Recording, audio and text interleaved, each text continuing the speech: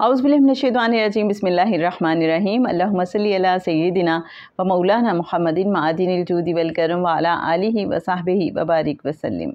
मोहतरम ख़वातीन व हज़रात, अस्सलामु अलैकुम।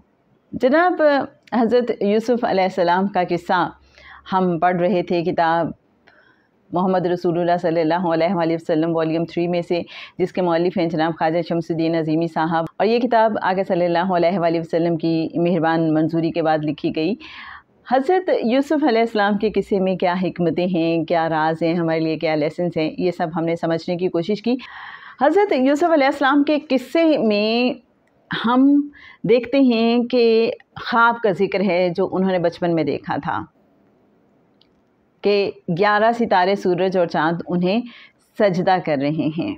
क्या 11 सितारों से मुराद उनके भाई, चाँद से मुराद उनकी वालिदा और सूरज से मुराद उनके वालिद हैं?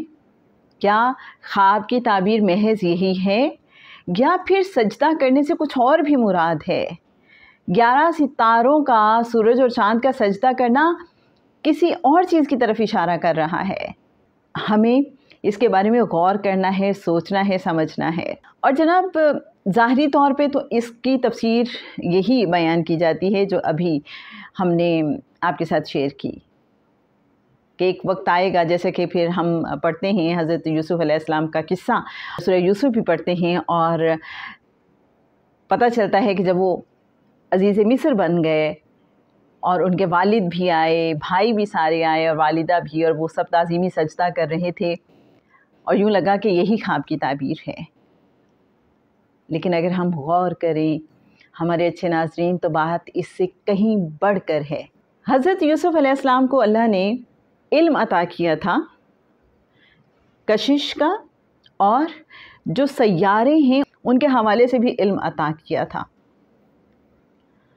सूरज, चाँद, सितारों का सजदा करना इस चीज़ पे दलालत है, इस चीज़ को वाज़े करता है कि अल्लाह ने उन्हें इन सब को तस्खीर करने का इल्म अता किया था। ये सब सजदा कर रहे हैं, गोया ये सब हज़रत यूसुफ़ अलैहिस्सलाम की हाकमियत को तस्लीम कर रहे हैं। सजदा करना हाकमियत तस्लीम करने की तरफ इशारा है। और किसी की हाकमियत कब तस्लीम की जाती है, अब हमें इस बात को समझना है। आपको याद होगा हज़रत आदम अलैहिस्सलाम की तख्लीक का किस्सा, कुरान पाक में 12 जगह पे इसका ज़िक्र है। जब अल्लाह ने फ़रिश्तों से कहा कि आदम को सजदा करो, और फिर अल्लाह ने हज़रत आदम अलैहिस्सलाम की बर्तरी कैसे साबित की कि अल्लाह ने उनसे कुछ चीज़ों के नाम पूछे और फ़रिश्तों से भी पूछे, फ़रिश्ते नहीं बता सके और हज़रत आदम अलैहिस्सलाम ने बता दिए, क्योंकि अल्लाह ने हज़रत आदम अलैहिस्सलाम को इल्मुल अस्मा सिखाया था। उस इल्म की बुनियाद पे फ़रिश्तों ने हज़रत आदम अलैहिस्सलाम को सजदा किया, उनकी बर्तरी को तस्लीम किया, उनकी हाकमियत को तस्लीम किया। राइट? अब हम लिंक कर रहे हैं इसी बात को हज़रत यूसुफ़ अलैहिस्सलाम के साथ, और वो जो उन्होंने ख्वाब देखा था कि सूरज, चाँद, सितारे उनको सजदा कर रहे हैं, गोया उनकी हाकमियत को तस्लीम कर रहे हैं। हाकमियत इंसान को मिलती कब है? अब हमें ये समझना है, इस पे गौर करना है। जब इंसान को इल्म अता होता है, और कैसा इल्म? इल्मुल अस्मा जैसे हज़रत आदम अलैहिस्सलाम को अता किया गया था। इल्मुल अस्मा क्या है कि क्या चीज़ क्या है, कैसे वजूद में आती है, कैसे तख्लीक होती है, टोटल उस चीज़ के बारे में इल्म। कायनात को तस्खीर करने के जो फार्मूले हैं वो इंसान को जब पता चल जाते हैं, हर चीज़ को कैसे तस्खीर किया जाता है, उसके पीछे क्या फार्मूला है, क्या कानून है, जब इंसान को ये समझ आ जाती है, जब वो हर चीज़ के बारे में उसका सारा डिज़ाइन भी समझने लगता है, उसे हर चीज़ की पूरी डिटेल्स का पता होता है, उसको तस्खीर करने का इल्म उस इंसान के पास होता है, उसको अपने ताबे करने का इल्म इंसान के पास होता है। इसे इल्म तकवीन भी कहा जाता है। कुरान पाक में फिर बताया गया मिक़दारों का इल्म, कशिशे शकल को कैसे ज़ीरो करना है, कैसे बढ़ाना है, अपनी रिक्वायरमेंट के मुताबिक कैसे सेट करना है, ये सब इल्म था हज़रत यूसुफ़ अलैहिस्सलाम के पास। پھر خلا ہے، سماوات ہیں، ستارے ہیں، سورج ہے، چاند ہے، سیارے ہیں، سب کے بارے میں علم تھا ان کے پاس۔ یہ جو اہرام مصر کی تعمیر ہوئی ہے، وہ جو گودام حضرت یوسف علیہ السلام نے غلہ ذخیرہ کرنے کے لیے بنائے تھے، تو یہ کوئی عام چیز نہیں ہے۔ یہاں جیومیٹری کا علم اپلائی ہوا ہے، اور اوبویسلی حضرت یوسف علیہ السلام کے پاس جیومیٹری کا علم تھا۔ اب یہ جیومیٹری کا علم ہوتا کیا ہے؟ کیا صرف ایک سولر سسٹم کا علم ہونا جیومیٹری کا علم ہے، کہ ساری گلیکسیز کا علم ہونا، جتنے سولر سسٹمز ہیں سب کا علم ہونا؟ جیومیٹری ایسے فارمولوں کا علم ہے جس میں جتنے بھی کہکشانی نظام ہیں، جتنی بھی گلیکسیز ہیں، ان کے جو سسٹمز ہیں، وہ جس طرح سے کام کر رہی ہیں، ان سب کا علم بھی شامل ہے۔ ہم بہت سی کائناتوں کی بات کرتے ہیں، وہاں بھی بہت سی زمینیں ہوں گی، ان سب کے بارے میں علم، یہ سب جیومیٹری کے تحت آتا ہے۔ اور حضرت یوسف علیہ السلام نے جیومیٹری کے یہی اصول گوداموں کی تعمیر کے لیے استعمال کیے ہیں۔ وہ جو بھاری بھاری پتھروں کی سلیبس کی بات ہوتی ہے کہ اس زمانے میں کیا ٹیکنالوجی اتنی ایڈوانس تھی، کیا ان کے پاس ایسے ٹولز تھے، ایسی کرینز تھیں جن کے تھرو انہوں نے اٹھایا ہوگا، یا پھر انہوں نے کوئی فارمولوں کو استعمال کیا ہے؟ تو سمجھ یہ آتی ہے کہ کوئی فارمولے اپلائی کیے گئے ہیں کہ جہاں کشش ثقل کو یا تو زیرو کر دیا گیا یا اپنی ریکوائرمنٹ کے مطابق انتہائی کم کر دیا گیا، اور جس انسان کو یہ فارمولے پتہ ہوتے ہیں تو وہ کشش ثقل کو اتنا کم کر لیتا ہے کہ جو بھاری بھرکم چیز ہے وہ روئی کے گالے کی طرح بن جاتی ہے۔ جیسے آپ سمجھ لیں کہ روئی کا ایک گولا ہے، اس طرح سے بن جاتی ہے۔ پھر حضرت یوسف علیہ السلام مقداروں کا قانون جانتے تھے، کون سا سیارہ دوسرے سیارے سے کتنے فاصلے پہ ہے، ہر ایک کا کیا سائز ہے، چاند سورج ستارے کس طرح سے کام کرتے ہیں، ہر چیز کے بارے میں انہیں علم تھا۔ یہ سمجھ آتی ہے جب ہم حضرت یوسف علیہ السلام کے قصے پہ غور کرتے ہیں، کیونکہ جب سجدہ کرنے کی بات ہو رہی ہے، حاکمیت حضرت یوسف علیہ السلام کی تسلیم کرنے کی بات ہو رہی ہے، تو اوبویسلی ان کے پاس یہ علم ہے جس کی وجہ سے انہیں یہ سجدہ کیا جا رہا ہے۔ چاند کے گھٹنے بڑھنے کے فارمولوں کا بھی علم تھا۔ اور جناب ایک بہت ہی خاص بات حضرت یوسف علیہ السلام کے قصے میں ہمیں سمجھ آتی ہے، جو حضرت خواجہ شمس الدین عظیمی صاحب نے بیان کی ہے، کہ شمالاً جنوباً یہ جو لہروں کا چلنا ہے یہ کیا ہے؟ شمالاً جنوباً کی یہ جو بات کی گئی ہے، اس پہ جب ہم غور کرتے ہیں تو پتہ چلتا ہے کہ اصل میں یہ بات ہو رہی ہے کہ لہریں کیسے خلا میں ایک دوسرے سے ٹکرائے بغیر بھی چلتی ہیں اور ایک دوسرے سے انٹریکٹ بھی کرتی ہیں، لیکن کہیں ان میں تصادم پیدا نہیں ہوتا بلکہ ایک ڈسپلن نظر آتا ہے۔ اگر تصادم پیدا ہوتا تو آپ سوچیں کہ ہر چیز کا بیلنس آؤٹ ہو جاتا۔ تو یہ جو شمالاً جنوباً لہروں کا چلنا ہے، یہ ایک توازن کی طرف اشارہ ہے جس کو سمجھنے کی ضرورت ہے۔ آپ کو یاد ہوگا کہ پریویس سیشن میں بات ہوئی تھی بار بار کہ مثلث کیا ہے اور دائرہ کیا ہے۔ مثلث مادیت کو ظاہر کرتا ہے، شعور کو ظاہر کرتا ہے، رائٹ؟ اور جو دائرہ ہے وہ لا شعور کی طرف اشارہ ہے، غیب کی طرف اشارہ ہے، لا شعور کو ظاہر کرتا ہے۔ جیسے جناب خواجہ شمس الدین عظیمی صاحب نے بتایا کہ اگر یہ جو مثلث کا پھیلاؤ ہے اس کو ہم سکیڑتے چلے جائیں اور ایک ڈاٹ پہ لے جائیں تو وہاں پہ کیا ہوگا؟ وہاں پہ یہ ہوگا کہ ہمارا شعور ختم اور ہمارا لا شعور شعور پہ غالب ہو جائے گا۔ اچھا، میری ایک فرینڈ نے مجھے میسیج کیا اور اس نے کہا یہ جو سرکل ہے یہ کیا ہے آخر، اس کو کیسے ہم سمجھیں؟ تو آپ کو مزے کی بات بتاؤں، ایک تحریر میرے سامنے آئی جس سے مجھے سرکل کو مزید سمجھنے میں بڑی مدد ملی کہ یہ جو سرکل ہے اوبویسلی یہ ایک لا شعور کی دنیا ہے، جس کو ہم اپنے اندر کی دنیا بھی کہہ سکتے ہیں، اس کے ساتھ ہمارا کنیکشن ہوتا ہے۔ اور جب ہم سرکل کے ساتھ کنیکٹ ہو جاتے ہیں، ہم مادیت پسندی سے نکلتے ہیں، ہم شعور سے نکلتے ہیں اور لا شعور کی دنیا میں داخل ہوتے ہیں، جب ہم الفا اسٹیٹ آف مائنڈ میں رہنا شروع ہو جاتے ہیں، جب ہم سرکل کا حصہ بن جاتے ہیں تو کیا ہوتا ہے، وہاں پہ پھر ہم اس طرح سے زندگی گزارتے ہیں جیسے اللہ چاہتا ہے.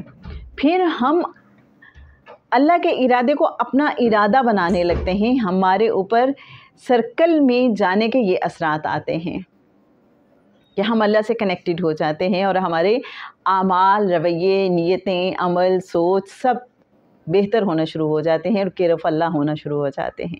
ایک جو بات جس نے مجھے بہت زیادہ تفکر پہ ابھارا، 11 ستاروں کے حوالے سے میں سوچتی رہی کہ 11 ستاروں سے آخر کیا مراد ہے، کیا 11 بھائی، لیکن اس پہ دل مطمئن نہیں ہوتا تھا کہ محض یہیں تک بات نہیں ہوگی. حضرت یوسف علیہ السلام کے قصے میں ہمیں 14 کا فگر بہت ملتا ہے، جیسے 7 سال خوشحالی کے، 7 سال قحط سالی کے.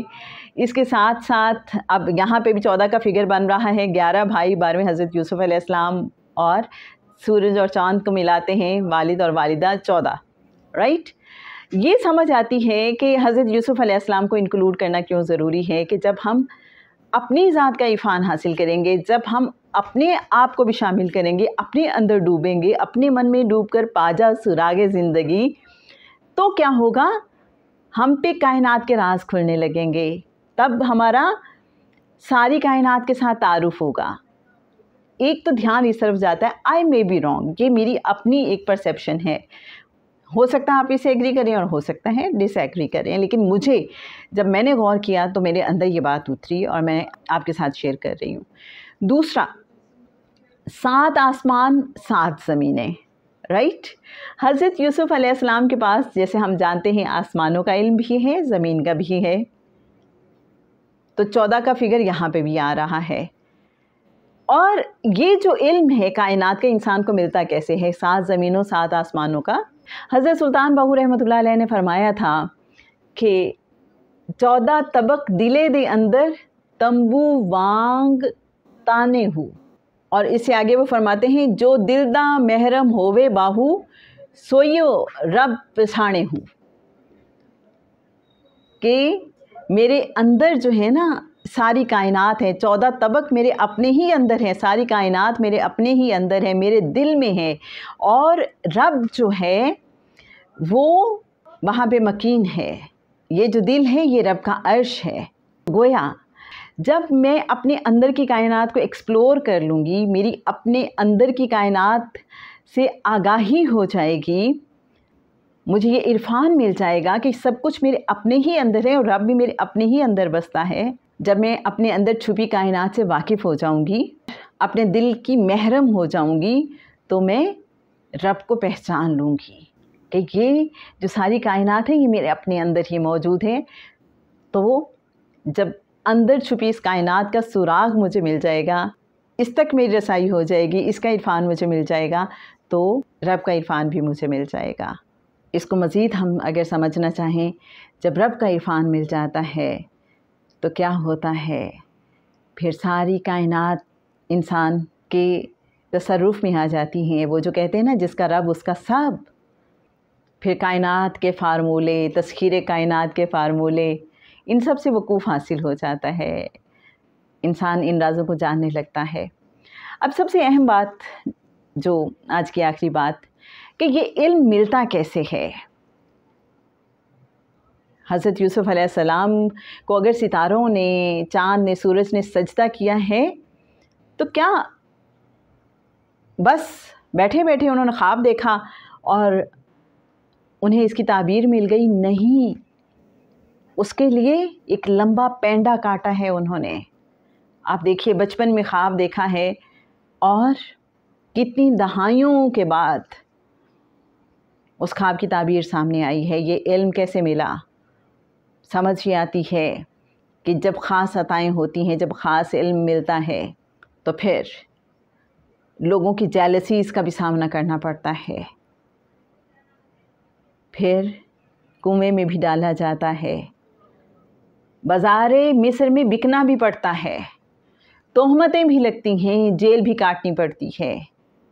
بے گناہ ہونے کے باوجود بہت کچھ سہنا پڑتا ہے، بہت کچھ برداشت کرنا پڑتا ہے، اپنوں سے جدائی. اور جب انسان ان سارے مراحل میں اللہ سے جڑا رہتا ہے، کنیکٹڈ رہتا ہے، اللہ سے رجوع میں رہتا ہے، شکر گزار رہتا ہے، اللہ کے فیصلوں پہ راضی رہتا ہے، راضی با رضا رہتا ہے، اسی سے بات کرتا ہے، اسی سے رجوع کرتا ہے، اسی سے مدد مانگتا ہے، تو پھر اس کے ساتھ وہی معاملہ ہوتا ہے جو حضرت یوسف علیہ السلام کے ساتھ ہوا، پھر اس کو وہی عزت ملتی ہے، پھر اس کو وہی مقام اور مرتبہ ملتا ہے، پھر اس کو وہی اختیار ملتا ہے، اور پھر اس کو وہی علم ملتا ہے جو حضرت یوسف علیہ السلام کو عطا ہوا۔ اور پھر فائنلی زمین و آسمان کی ہر چیز اس انسان کی حاکمیت کو تسلیم کرتی ہے اور اس کے لیے مسخر کر دی جاتی ہے، پھر سورج چاند ستارے اسے سجدہ کرتے ہیں۔ یہ ایسی باتیں ہیں کہ جن سے انسان کو اپنے اندر بڑی وائبریشنز فیل ہوتی ہیں اور بڑی موٹیویشن بھی ملتی ہے۔ تو جناب اس حوالے سے آپ کیا کہتے ہیں؟ آپ کے ذہن میں جو جو نکتے ہیں آپ بھی ہمارے ساتھ شیئر کیجیے گا، ہمیں آپ کے حاصل تفکر کا انتظار رہے گا۔ اللہ کریم ہم سب کو اپنے خاص الخاص بندوں میں، اپنے چنے ہوئے بندوں میں شامل فرما لے، بلکہ دل تو چاہتا ہے یہ کہا جائے کہ ہمیں کھینچ کے اپنے سے قریب کر لے، اور اپنے حبیب، اپنے محبوب صلی اللہ علیہ وآلہ وسلم کے نالین مبارک میں ہم سب کو دائمی قیام عطا فرما دے تمام عالمین میں۔ اللہم صلی علی سیدنا و مولانا محمد معدن الجود والکرم وعلی آلہ وصحبہ وبارک وسلم۔